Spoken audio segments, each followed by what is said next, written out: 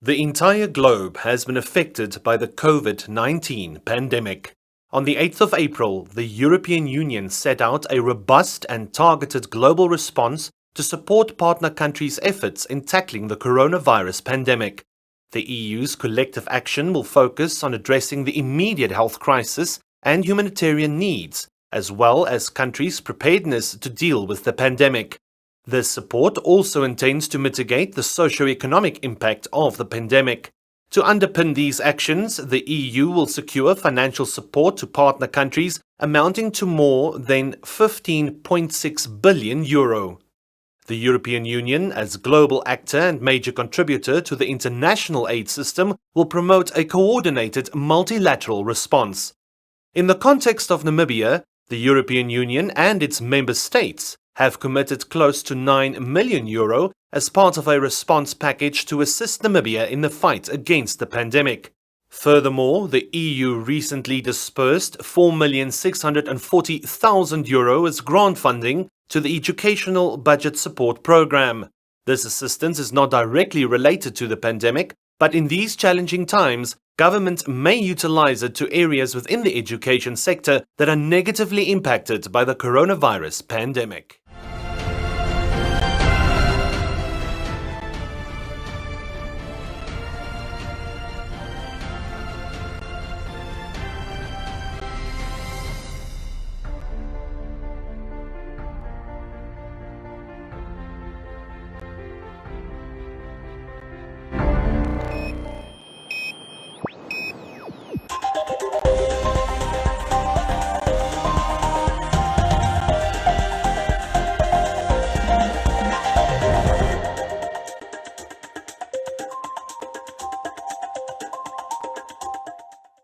That one stands to derive benefits because you are receiving assistance from a number of stakeholders who are members of that multilateral institution, which will make a significant impact with the challenge that we are facing. In this respect, the assistance that we have received from the EU is quite significant, that it will go a long way in addressing health issues related to the COVID-19 pandemic.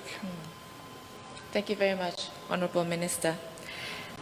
Your Excellency, of course, the European Union has announced that the following measures would be extended to Namibia to fight the pandemic.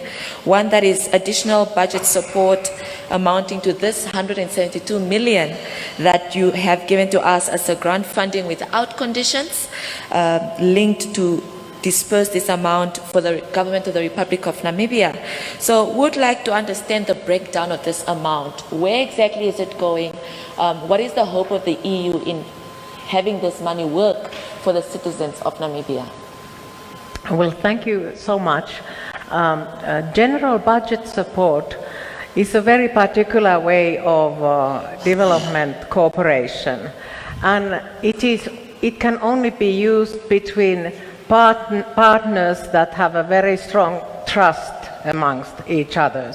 So this money, this amount, this additional amount of 172 million Namibian dollars will be put in the government state budget, and it will be used according to government policies.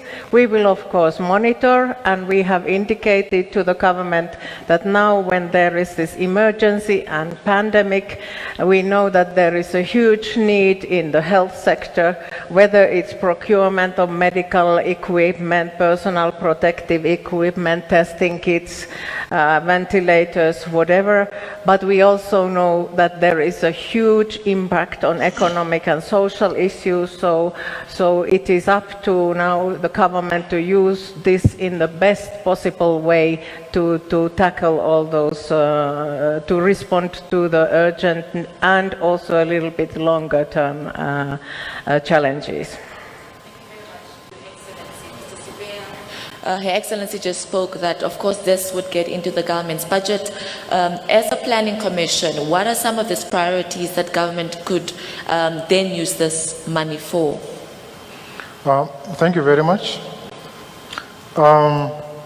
Maybe from the onset to indicate that these priorities agreed upon, which informs our cooperation, is indicated in the National Indicative Plan, as informed by the National Development Plan. And by the time of the formulation, we were still implementing NDP4. Now, in terms of the how the support is going to be used, it's mainly going to address the priorities. We have the action plan by government, which is indicating the kind of equipment which we need in relation to COVID-19.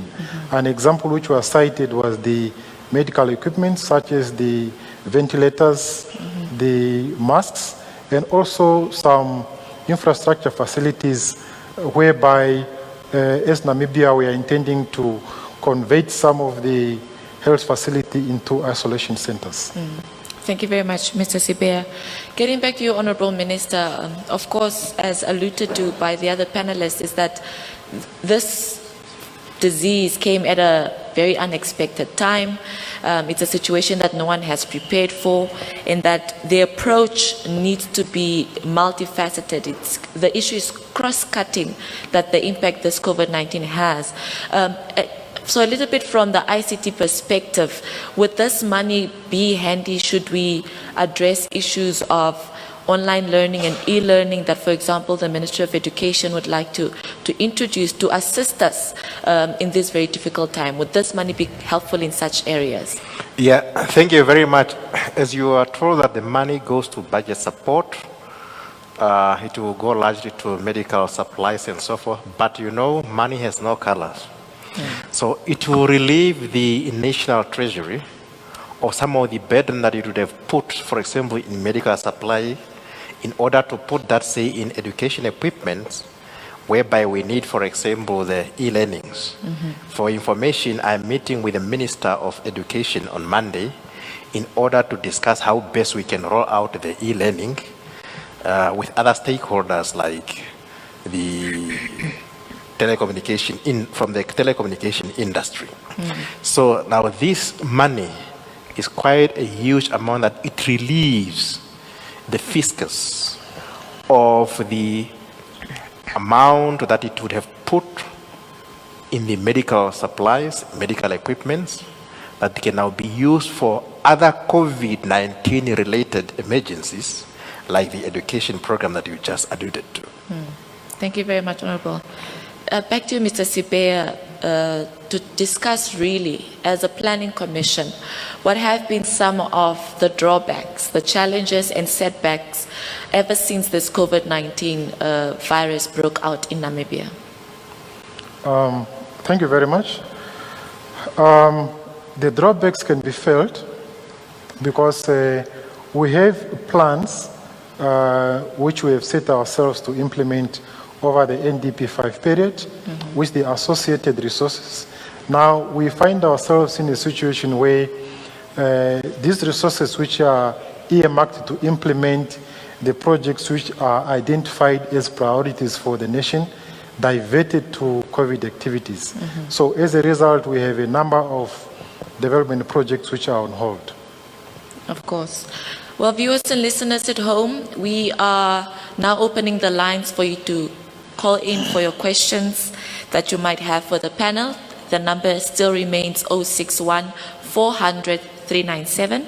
That is 061 400 397. We are also opening up the floor for media personalities here in the area to ask questions, but before that, if they just move over to the mic, I'd like to ask Her Excellency just one last question.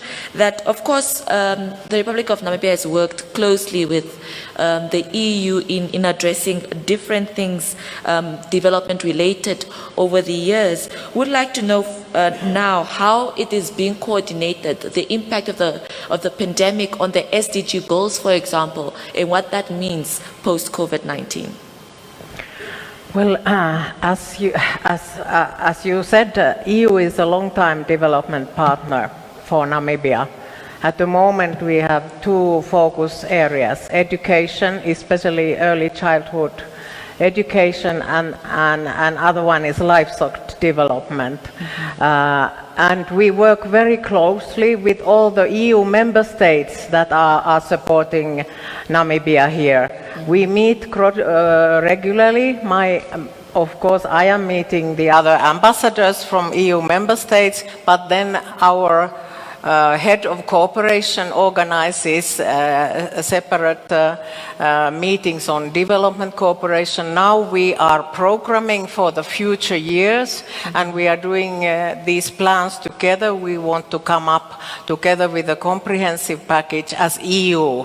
We call it Team Europe. So we bring together what we have from the European Commission and the member states and our financial institutions like European Investment Bank, and we want to make them, and civil society organizations, we want to make them as a coherent package. And of course we work very closely with United Nations, like in the education we work closely with UNICEF, and other areas, climate change, we work closely with UNDP, and we want to coordinate all these in a comprehensive and in a way coherent package, both for this pandemic and also for SDGs as a general. It is very important to work together. Thank you very much, Your Excellency. We have a caller on the line. We have Gloria from Windhoek. Hello. Yes, you may go ahead, Gloria. I don't know if this is now an appropriate question to ask, because I've been trying to call since last week, but I'm not going through. I just want to confirm if the grant is still available or was it suspended? What is going on? Because I have been applying since they announced it. Can't hear. But I was never given any money. I didn't receive any money. So are they still giving out the money or not? Yeah, Gloria. Hello? Yes, you're asking about the 750? Yes, correct. And secondly, I would really like to suggest a comment about the e-learning. It's not everybody that has the materials in this news. So is it maybe possible if, I don't know, you can maybe... Okay, Gloria, just ask your question and get to the point. What is the question? You know, the thing is that with the e-learning, right? Okay. A lot of us don't have the materials. And then if we get the materials, maybe we use phones from other people, and then they send us the skills that we have to teach the kids on the smartphones. But then everything is closed. We don't have any place to go and make copies. The copies are expensive. The people that are operating at home, they are overcharging us, and it is just stressful. Everything is just messed up. Okay. I'm sorry, Gloria, we couldn't really get that question, but we understand it's surrounding e-learning and materials? Yes. Okay, that is noted. Thank you very much. Okay. A pleasure. All right. We have a question from a journalist. Yes, ma'am. Good afternoon. My name is Shameen Gashihewe from the Namibian newspaper. I would like to find out from the EU, how much debt does Namibia have with the EU? And maybe are we working towards debt relief for Namibia, the EU? Thank you. Thank you very much. Are there any other questions? Yes, sir. Sorry. What was the first question? How much debt that Namibia has for the EU? Debt. Oh, And debt. whether we are Debt. working towards debt relief. Sorry. Okay. Should I answer? We'll take one more. Okay. Very good afternoon. My name is Denver Kisting from Republican newspaper. My question is for Mr. Sibaya from the National Planning Commission. We know that the impact of COVID-19 has been severe on a number of sectors. You told us just now that a number of development projects have been put on hold because of this. Which are those, and how are we going to make sure that we get back on track as far as the development agenda is concerned post-COVID-19? Thank you very much. Thank you. Yes, any one of you? Yes, if I understood, you asked how much debt. Okay. European Union is giving grant aid. They are not loans. So they are grant aids, so no debts. So, and we are now implementing the European Development Fund 11 until the end of this year. And this programming cycle, it was like 68 million euros altogether, but there are also support from other budget lines, like for civil society, parliament, cooperation, and that kind of, but it's all grant. All right. Yes, let me come in. There was a question on the 750, whether it is still being given, if I understood very well. I think it partly, yes. That was the Yes, question. well, that was a once-off government package, but we understand that there are people that have not been paid. One, because, for example, some people use the telephone numbers of people that have already been used, or some people were registered taxpayers, but indeed they are not receiving income. They have been requested that they can now make an appeal to the ministry. The spokesperson of the ministry have been providing information to that effect, and the ministry is going to attend to their case. Just today, I was informed that they are going to the office of the regional councils. I had a discussion with the finance minister, who has indicated that for now, they must stay put. They will be sent messages as to when then to go and where to go in order to go and register their cases. Thank you, Honorable Minister. Mr. NAD, those are questions. Then the issue of yes. the issue of e-learning also. Yes, my apologies. Yes, government is aware of the fact that the country is not at the same level as far as the telecommunication network is concerned. Therefore, the Ministry of Education will come up with a comprehensive plan as to how to implement the learning strategies and mechanisms to reach learners that are unable to be taught through the online modes of communication. Yes, because for information, government is preoccupied with all these sectors. Cabinet is sitting weekly. Actually, as ministers, we sit 4 times a week. 4 days. Even now, I'm coming from a deliberative cabinet meeting whereby we are discussing various sectors related to COVID-19, education being one of them. Thank you, Honorable Minister. Mr. NAD. Thank you very much. We are all aware that COVID has come as an emergency, as declared by the head of state. Now, as a result or in response to that, we have decided as government to ensure that we prioritize the available resources to the COVID activities. We did not have funding set aside for COVID activities. Let me start with the development partners. We are having a number of development partners, both bilateral and multilateral. Therefore, we are continually engaging them to ensure that we reprioritize the activities to attend to the COVID ones. And by putting the projects on hold, it does not mean that maybe we are discarding them or we are completely ignoring them. It is within the same sector, but we are just looking at the activities that are COVID related. That applies also to the government resources. Like if I can give an example of the Ministry of Education. Yes, we've got a budget set aside for infrastructure development, for buying equipment, but with the current situation where we are faced with students or learners not going to school, we are forced now to avail resources that will enable the education to continue. So we are not completely diverting away from the program that we had, but the terminology is we are putting them on hold, and going forward will ensure that these priorities are addressed. Thank you, Mr. NAD. Yes. Can I come and comment also, because We talk about education a lot, and European Union is supporting a lot education. And now that we live in a different situation with the pandemic, we must use our resources now in a very efficient and manner, maybe reorient a little bit.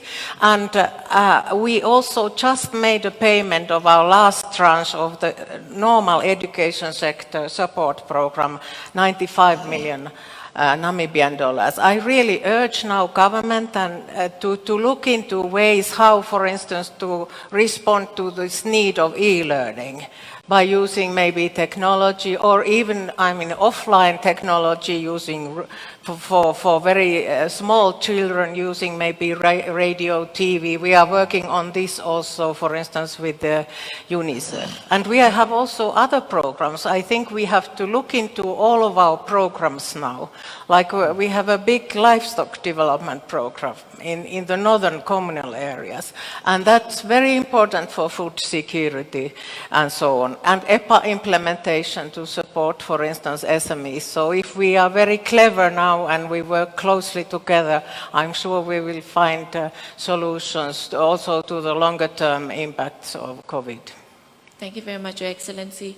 We have another call on the line. We'd just like to remind our viewers and listeners to please ask their questions clearly and briefly, and also to switch off any devices or put them on mute when they speak to us. We have Paul on the line. Yes, good afternoon. Good afternoon. You may go ahead, Paul. Hello? Yes, good afternoon. Can I pose my question? Yes. Okay, thank you very much. We appreciate very much the EU for donating that amount of money to support the Namibian government to deal with the effect of COVID-19. We see several governments appreciating their healthcare workers who are dealing with these patients and clients on a daily basis. They pay them risk allowances. But our government is quiet on that subject. I don't know why.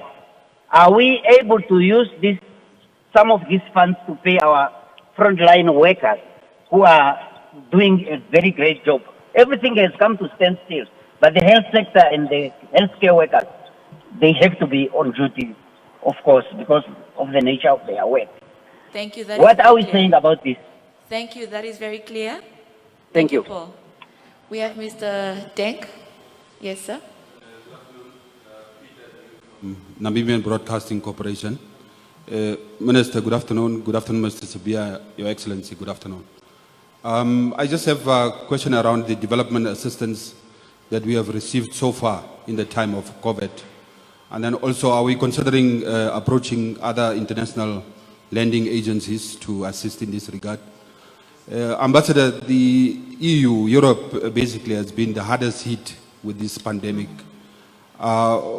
Is there any lessons you can share with us around this issue? And I'm curious to find out, I see the bloc is now providing emergency funding to its members, yet also you find time to provide this 8.4 million euro. Maybe we can just talk a bit about that. Thank you very much. Thank you very much. Just to repeat the question from the caller, that of course as government we're appreciating our healthcare workers. Are we paying them a risk allowance, and can this be part of the donation? I'm not so sure if we can address it here, but maybe... Thank you very much. Currently, government health workers are not receiving a risk allowance, but it does not mean that government is not appreciating their work, because appreciation comes in different forms. For once we prioritize on their health, I would rather say government should first and foremost prioritize on the health risks of these people to make sure that they are protected. We have enough protective equipment for these people. And it is not only the health workers, we have quite a number of the frontliners involved in this pandemic. If you look at this center, this is one of the high-risk areas. We have NBC employees that are here 24 hours. We have police officers that are manning the roadblocks. And people that are passing through these roadblocks comes from all walks of life. and some of them might be infected, and these people are exposed to this. So the priority should be to protect first people, because we are talking of limited resources. Thank you very much, Honorable. Your Excellency, there's a question around lessons learned in Europe at this point that you can perhaps share with us, and that in a time like this, the Union also has time to give us a donation. What are some of those lessons? Well, Europe is really hardly hit by this pandemic, and in a way we have absolutely similar problems, whether in Namibia or in Europe, European countries. We have learned that as far as somewhere the virus is spreading, all of us, we are in danger. So we have to work together.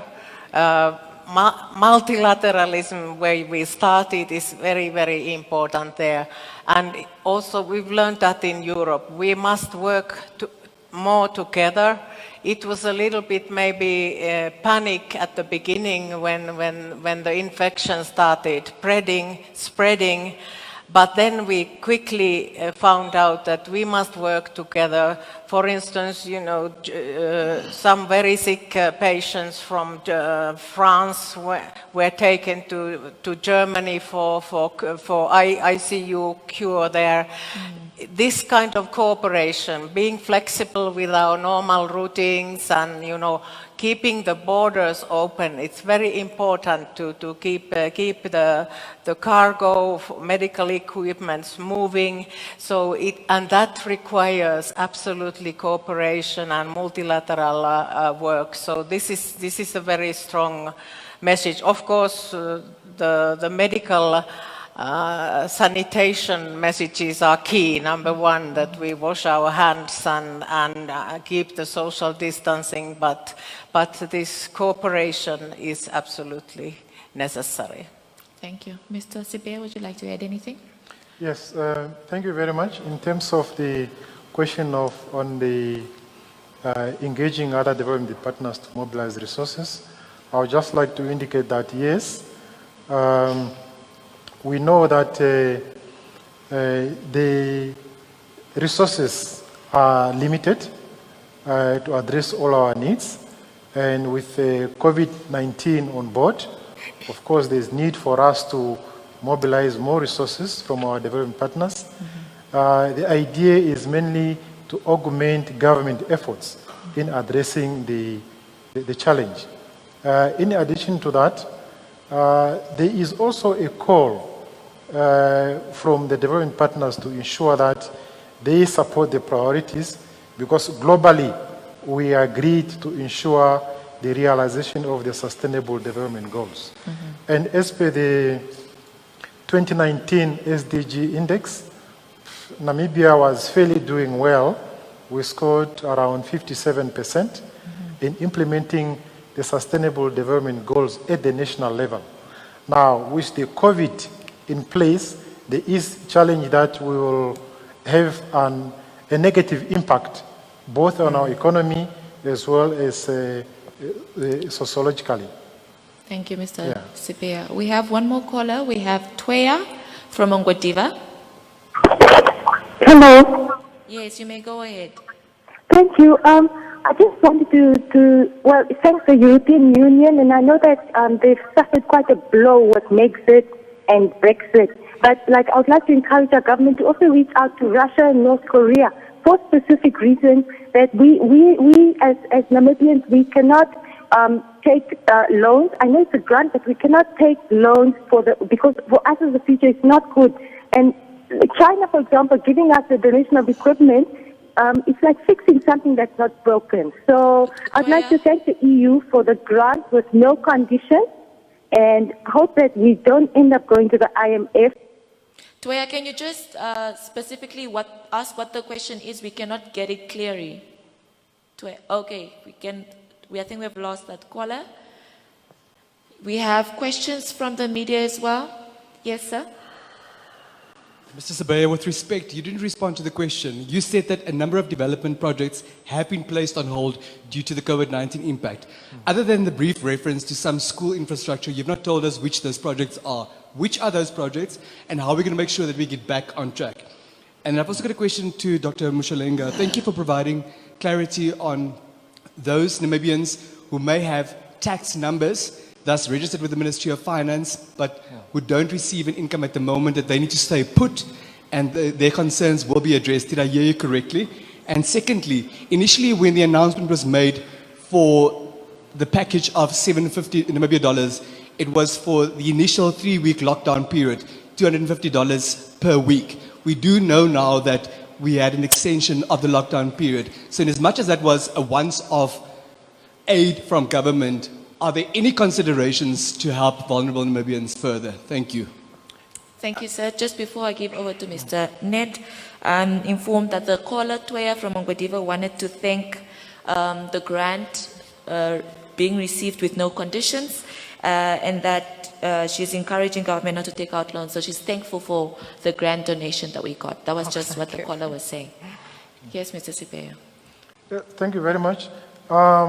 In terms of the specific projects, it will be difficult for now to say. We have got an ongoing consultations among the sectors within government, but the idea is to look at the priorities within the sector itself.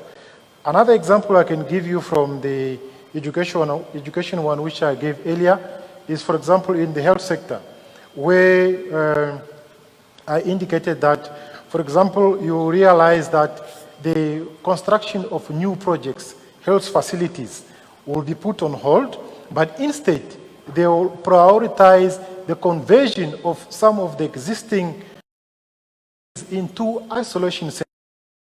Look at it, it's still. Thank you. To the question from Denver, as I said, that was a once-off. We must understand that these are funds that were earmarked to assist. It's not to say to take over. And it is not only those people that are affected. There are some other programs that government is also coming in. We have to look at now the employers who have difficulties in paying their employees. All these are burdens to government. So we shouldn't expect that because now the period has been extended, it will necessarily mean that there will be another payment. So we need to also address some other issues. The e-learning that we talk about, all these are things that are asking money that we're not budgeted for. Our health system and so forth. Thank you, Honorable Minister. Yes, Your Excellency. Can I just add, because there was a previous question about the European lessons learned. What the European countries are now pondering a lot is to where to find a balance between the restrictions needed during the pandemic and to avoid complete crash of economy, because that will have very serious consequences also.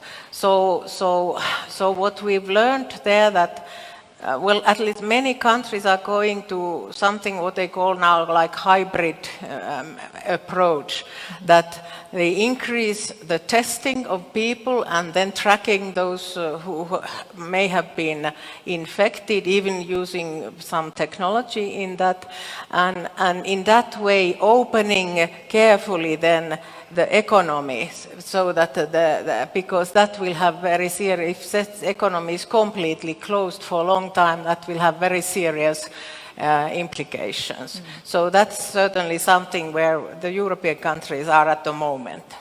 Thank you. Yes, Honorable. I forgot to add something. What we must know is that over and above what we are doing, government is losing revenue because the economic activities are going down. Just for this month alone that we have been in the lockdown up to the end, the estimated loss to government is 10 billion. Thank you, Honorable Minister. We have Isaskar from AUS. Isaskar? Hello? Hello? Yes, you may go ahead, sir. Yes, how are you? Thank you very much. How are you? I'm okay. I just wanted to find out something about these 750. Some of us, we were working for the companies who are now back to South Africa 2 years ago. Now I understand they say we must go back to those companies so that they can give us the letters. What say we are not no more working there, so that we must come to the Ministry of Finance with that letter. Now, if we not get that letter to go to the finance, what will happen about with us? Maybe I just wanted to find out something like that. Because some of us, especially me, I was rejected because of it registered on the finance minister that I was a taxpayer, but it's now almost 2 years ago. So, Isaska, if I get it correctly, it's about you getting back to work post-COVID-19. Come again? I think I got what Okay. he's trying to say. What he's trying to say is that to have a proof that he is not working, maybe the workplace that he was before, he is no longer there, and so suppose he does not have that proof. Thank you, Isaska. Yes, Honorable Minister. You see, we must make sure that we have put in places measures that are not open to loopholes. Now, if you accept each and every one just to come without any proof whether he or she is working or not, anyone can take advantage of the system and come and say, I do not have an income when they have an income. That's why those measures have been put there. They were not put there for fun. They were put there in order to put in place control mechanisms so that we are able to share the little that we have with those that are able to get it, provided that they have correct documents. It is the same like when you are not having documents and you are going to your bank. If you are not able to produce your identity document, the bank teller will not be able to attend to you. Yeah. Thank you, Honorable Minister. We have one more caller, Adolf from Windhoek. Adolf? Yes, madam, how are you? Very good. How are you? I'm good. You can go ahead. Yes, I want to ask the Honorable Minister. We heard there is 1,000 new nurses being recruited. What was the process being used? Were they advertised the vacancies, or how was the process? If you could just repeat that, Adolf? Yes, I heard there is new nurses being recruited these days for the emergency. But to me, I never heard of the process, even on the newspaper or on the TV. How was that advertised or introduced to the public? The recruitment of? New New nurses. Okay. Thank you. Thank you. Thank you very much for that question. Well, that would best be fitted for the Ministry of Health. Yes, I wanted to say the Ministry of Health know the mechanisms that they have put in place in order to ensure that they have enough manpower. And but we must know is that we are dealing with an emergency situation. In emergencies, things are not working as they work under normal course of events. So some processes would have to be hastened. Yes. Yes. But the Minister of Health will be able to clarify the mechanisms that they are going to use to make sure that everyone that is eligible for recruitment would come on board. Thank you. We have one more caller, Michael from Windhoek. Yes, Michael? Hi, good afternoon. How are you? Very good. How are you? I'm doing very well. Before I actually touch on the topic of the day, I just wanted to make a suggestion. You know, we are getting the leaders, different representatives of different industries and communities and so. We can't hear. But I really think that because there's some sort of, I'm just having a feeling that there is some sort of really an exclusion of the real people that are real, not real like the others are fake, but real like in the sense that people that are actually suffering on the ground are the ones that needed to be involved. So I wanted to ask the Honorable Deputy Minister, which is yourself, fellow, just to, if it's possible that in your program, that we try to start to include, let's say for example, if there's a topic on the police matter, we get somebody from the community. Doesn't matter who it is, whether it is a community leader or whoever it is, just anybody that can also just come sit there and then also give their opinion, give their side of the story to say, look, this is what it is on the ground. All right, I don't want to touch on that, but Michael, I just want you guys to start looking at that part of it, bringing those people in. Michael? Then going to the European Union. Michael, just a moment. Yes. What exactly is your question? A question. I'm not. That's what I said at the start. That I'm not making a question now. I'm just giving a suggestion. My suggestion is that we need to start bringing in people who are on the ground. Let's say, like for example, if there is a police matter, we do get reports from the police that are saying, look, people are still opening bars and things. But it's not really the whole country. It's not the whole of Vindo, for example. But there are other issues, like for example, the $750 that the people are not getting. You see, when it comes to the information that is brought there, it's a different thing from what is really happening on the ground. You know, you receive an SMS, for example. I've seen a lot of people receiving SMS that says, look, your ID, your name or the ID number is wrong. You understand? But this person is sure of the ID. So somehow, somewhere, the system is either wrong, and then they need to start. If there is a problem in the system, they need to do that. They need to rectify that, rather than bringing information to say, if you have received an SMS that says this, and you have to go here or you have to do that. That is not really what is on the ground. You understand my point? My point is, bring out those people and say, why is everybody complaining? Thank you very much, Michael. We get what you're saying. Thank you. Thank you very much, Michael. All right. Do we have, yes, we have questions from the floor.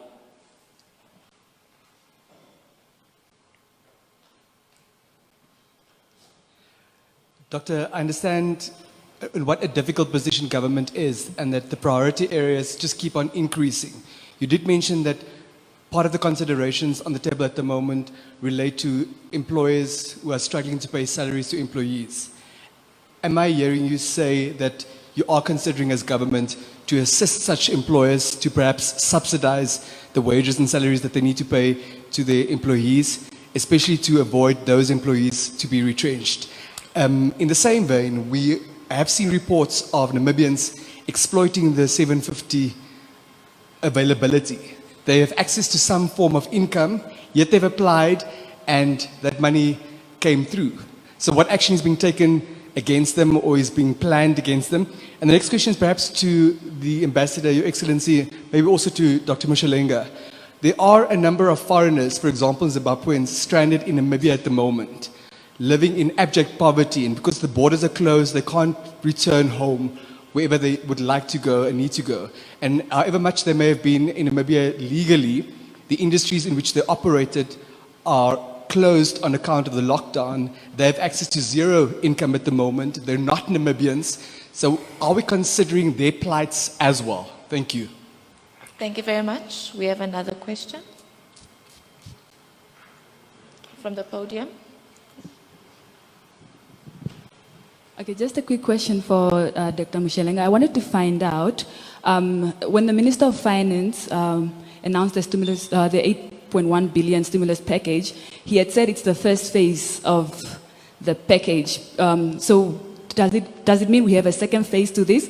And then maybe in terms of grants, I guess the 750, and then for the businesses, I'm not sure whether you basically answered that question, but is there going to be a second phase to the stimulus package, and then are we going to pump more money in terms of this packaging? Thank you.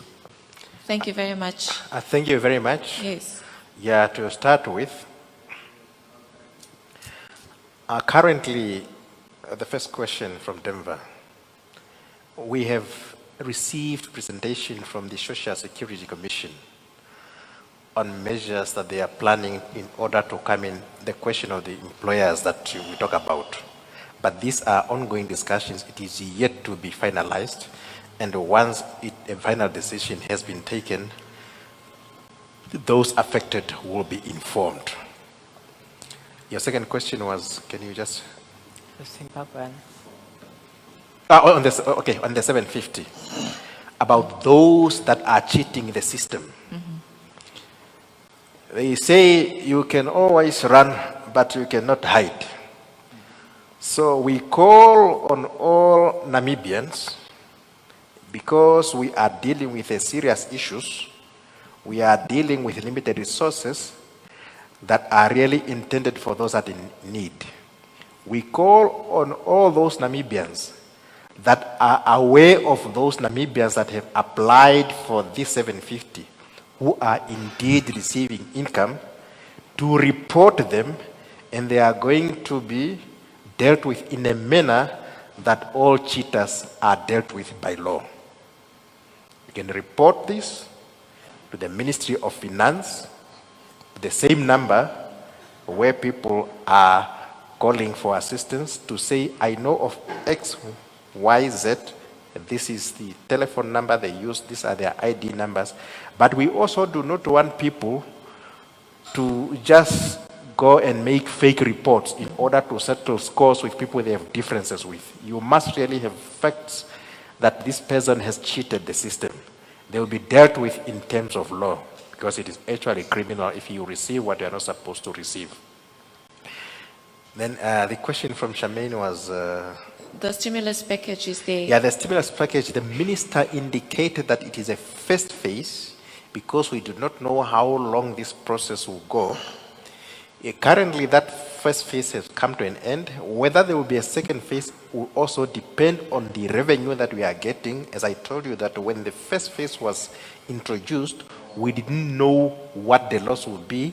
Now we are talking of, we rolled out 8 billion, but we lost 10 billion. Now the ministry will again go back to the table and see if there's a second phase, what will it be, and announcements will be made at an appropriate time, if anything. Thank you, Honorable. Maybe we can just take our last caller, Julanda from Oshakati. Hello, Julanda. Hello. Yes, you may go ahead. Please speak clearly and briefly. Yes, you may go ahead. Okay. Thank you. I just wanted to ask about the 750 and the people that were rejected with the grounds that they have a tax number registered.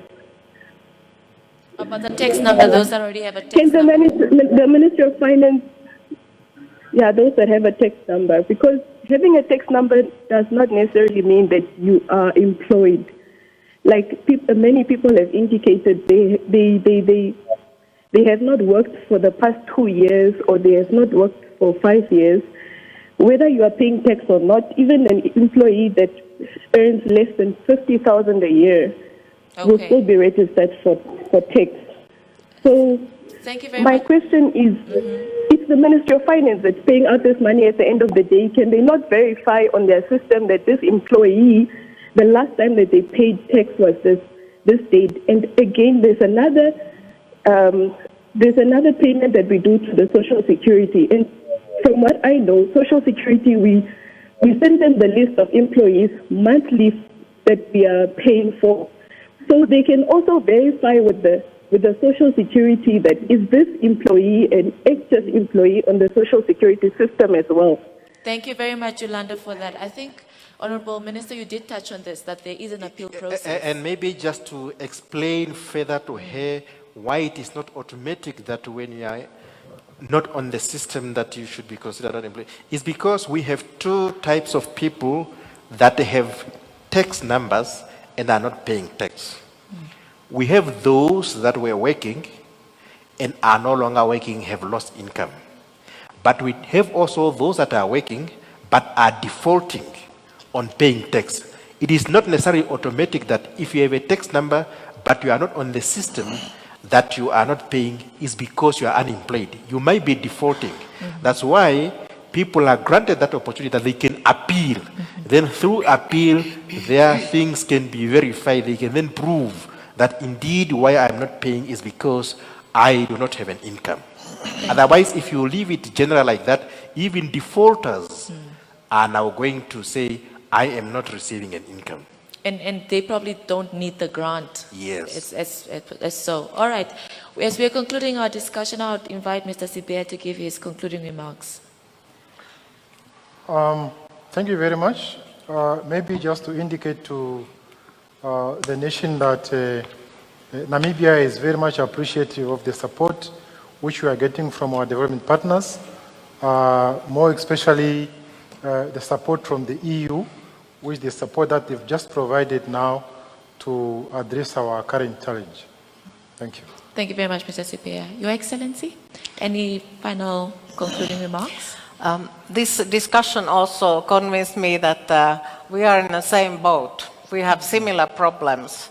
We in Europe, our governments have been extending stimulus packages to the private sector, to companies, to safeguard jobs. We have been forced to increase our social security systems for those people, for instance, in a hotel restaurant business, like here in tourism, who have lost their